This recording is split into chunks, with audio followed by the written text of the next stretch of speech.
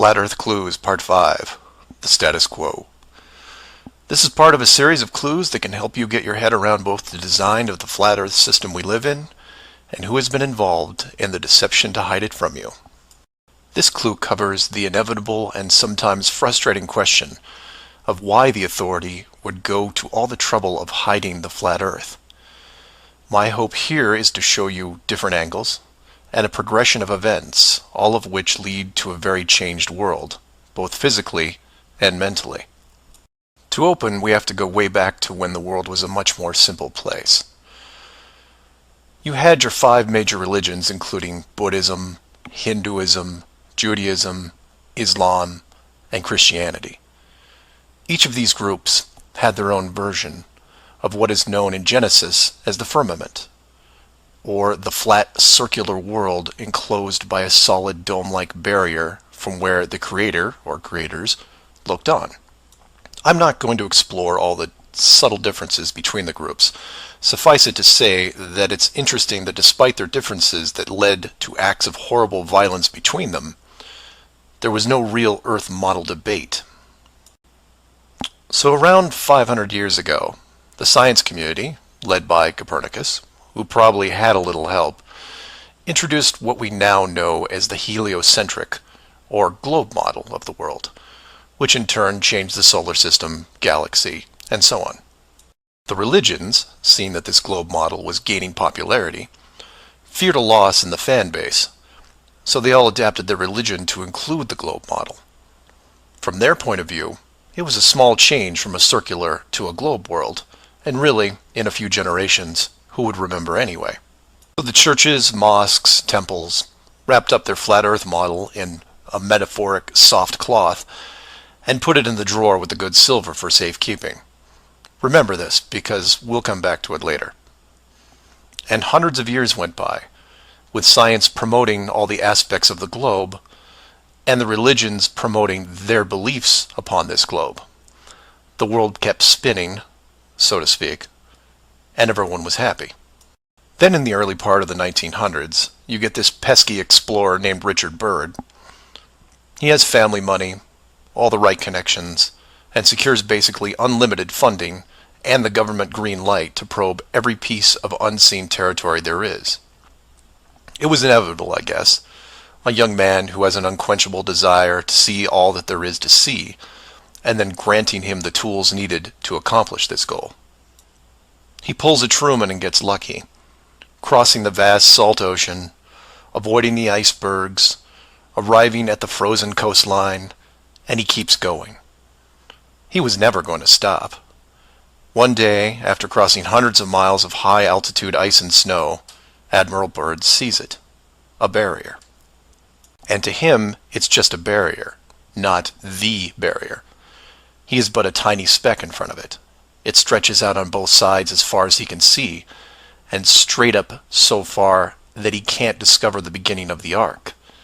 The great explorer now has a new challenge, finding the shape of this thing. It's much like a blind man describing the elephant. Until you feel out the whole thing, what do you really know? If you look at the AE, or Flat Earth Overhead Map, you see the problem. To even determine the scope of the outer wall, you have to circle it. It would have taken months, if not years. You could use a series of ships going in opposite directions, or planes, but there are refueling stations that need to be built, and so on. His task was challenging to say the least. Admiral Byrd kept laying the groundwork of the great discovery until his eventual death in 1957. A year later, the United States and Russia found the upper edge. From there, the math was easy, and moreover, you could actually see the real world. Then, of course, there is the decision, or deception, depending on how you looked at it. The authority made the call to hide the actual shape of where we live, then sealed off the outer edge from prying eyes, and created the space program not only to reinforce the globe model, but to control it. There was really only one reason they cared about this, and it takes a while to process. So let's look at the immediate effects of actual disclosure and work our way up to the authorities' biggest fear. For this exercise, we'll look at releasing the news today, instead of, say, 1958. While 1958 would have been easier, it's much more relevant and entertaining to explain it in modern terms. We start with a press conference by, let's say, the United Nations, who have discovered that the world is indeed enclosed in a giant high-tech dome of unknown origin and age. The public reacts with wonder and awe, trying to take in the sheer scope of this announcement.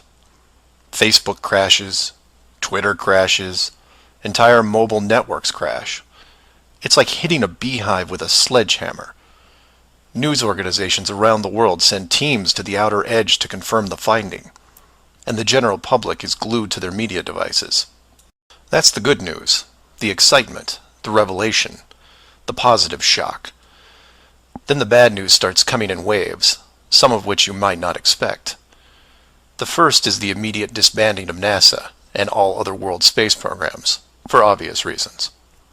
Most governments will secretly pardon these groups and keep them immune from class action lawsuits, the lawsuits themselves coming from NASA investment groups, claiming fraud. Regardless, everyone at NASA, despite their good intentions, is out of a job overnight. And this is where you would say, good, they deserve it. About time they stopped lying to everyone.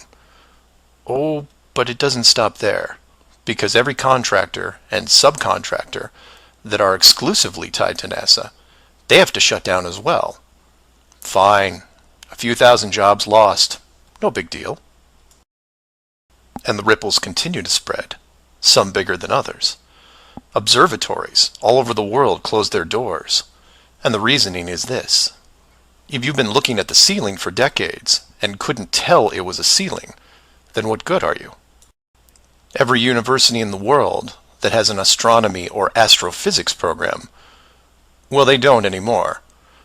Stephen Hawking, his book writing days are over. Carl Sagan, no more nova in syndication, I guarantee it. Those professors are going to have to retool their skills and be prepared to answer one giant question.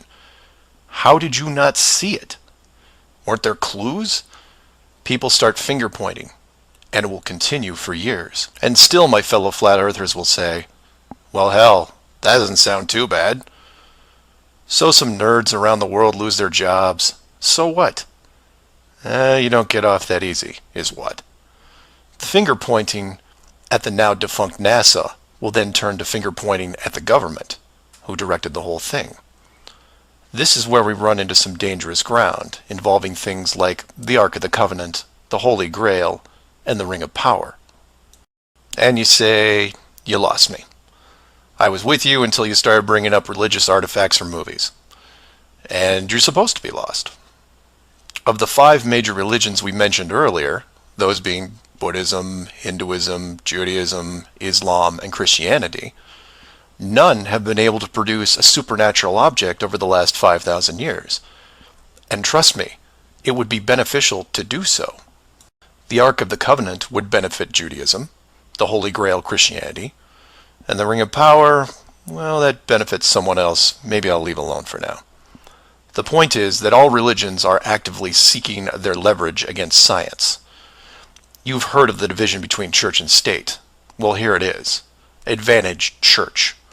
The barrier becomes a giant religious symbol, and since it is backed by the Big Five, it also becomes universal. The Big Five then go into their drawer with the good silver and pull out this belief that was forgotten but not lost, and say, we knew it all along, and science lied to us. Temporarily, all religions unite against science, who has been only moderately weakened by the removal of their astronomy and astrophysics divisions. But the public won't care, because they will listen to the group shouting the loudest, and no one yells louder than the church. They will scream with righteous fury that the dome was built by our God, your God, and the people will turn to science and hear nothing but crickets. And that's where the world changes, because in times of great stress, the public will want words, and while religion has no shortage of them, science simply is incapable of taking leaps of faith. I'll take a glass half full approach and say that anyone listening to this is probably an intelligent, rational person, one who can make informed decisions outside of the conventional doctrine. But for every one of you, there are hundreds, if not thousands, of mouth-breathing troglodytes who will not walk but run to the respective house of religion and say, "You were right about this. What else can you teach me?" This is what fills the current authority with pause. The unknown response to that question. Will religion take the high road and work with what remains of science to discover the truth? It's possible, I suppose. It's also possible that religion will combine this technologically advanced society with a revitalized and aggressive doctrine that then transforms daily life into something that makes the book 1984 seem like a Saturday morning cartoon show. I'm hoping that mankind will prove me wrong, but so far, that isn't the case. So do some of your own research and ask questions. Please feel free to email me at msargent23@comcast.net or 303-494-6631.